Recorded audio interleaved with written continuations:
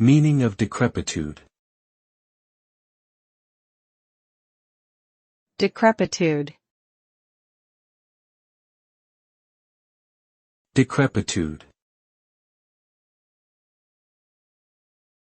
Decrepitude. Decrepitude.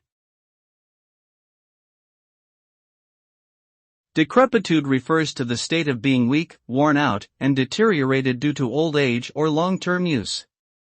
Specifically, it describes a condition in which physical or mental abilities have declined significantly, and the individual is no longer able to perform tasks or activities that they once could.